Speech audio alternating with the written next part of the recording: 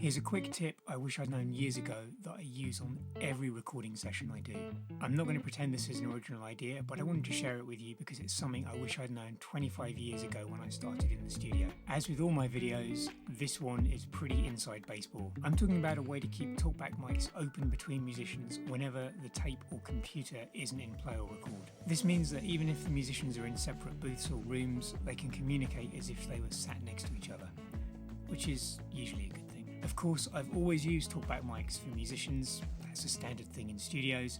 But the trick with this tip is using a gate to mute or unmute them, depending on if the tape or computer transport is stopped or is moving. So for a talkback mic, just use whatever you've got lying around. I'm going to use this, which should be okay. I'm using Pro Tools HDX, so the latency with this is pretty negligible, but you can get similar results using other programs. The signal flow is really simple. It's just a couple of microphones, one in the booth, one in the live room, then into a mic preamp, into a converter, and then into Pro Tools. And I've got the input set up as audio tracks because I want to record these. I'm doing this by having a track of 1K tone that runs the length of the session so that whenever the tone is played back, i.e. when the transport is moving in play or record, the gate hears a signal and is triggered to close, which means the mics are muted. Once the transport stops, the 1K tone is no longer being played and the gate is not being triggered, so it opens and the mics are live. We used to do a similar thing with analog tape where you'd strike a spare track of the tape with some tone and use that to trigger the input on a gate. I also have a compressor on the channel, which means we can crank up the gain and not worry about damaging people's ears. There's an EQ as well, which is just rolling off some low end. My SSL has a built-in compressor that does exactly the same thing as this on the talkback mics. I think SSL even do a plugin. To generate the 1K tone, there is a really nifty keyboard shortcut that I'm going to show you. This is in Pro Tools. Select the area in the timeline where you want the tone, hold down Control, Option, Shift and 3, and it's going to generate some 1K tone for you, which is perfect.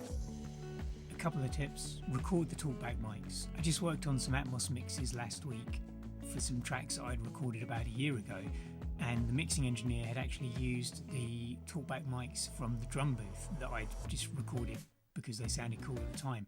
Turns out these were a really cool part of the drum sound. If we hadn't recorded them, they wouldn't have been there. So, you never know. Set up the talkback mics and the headphones ahead of schedule. This is definitely something worth practicing with. The routing is really straightforward, but it's worth checking the latency and everything is okay in the headphones. You don't want to be tripped up. The idea is to have everything set up, patched and routed with basic microphone levels, headphone levels, reverb sends to the headphones, talkback mic levels. Everything is just sounding great, so when the artist actually comes in, stands in front of the microphone, you might have to make a couple of little adjustments, but they put the headphones on and instantly they feel like they're inside the record. You can change anything they want, but you've got a great starting place and it just really instills confidence. If they can talk to the drummer who's already sat in the booth tuning his drums and they can both hear each other, not having to go back and forth, it just sets the standard for everything right from the beginning, and that's a great way to put everybody at ease and you can have a cup of tea and relax. So definitely do this stuff ahead of time. You can download a track preset for this. There's a link in the comments. I've got a really short video on the download page of how to import these into the current version of Pro Tools. If you don't use Pro Tools or you don't have the same plugins, I've also done screenshots of my plugin settings. They're really generic, so you can use them with anything. You don't need to use what I'm using for this to work. If you've enjoyed this video, please hit like and subscribe. I know everyone says it, but it does help. Please also sign up for the newsletter list. There's some great mastering discounts on there. Look after yourselves and each other. See you next time.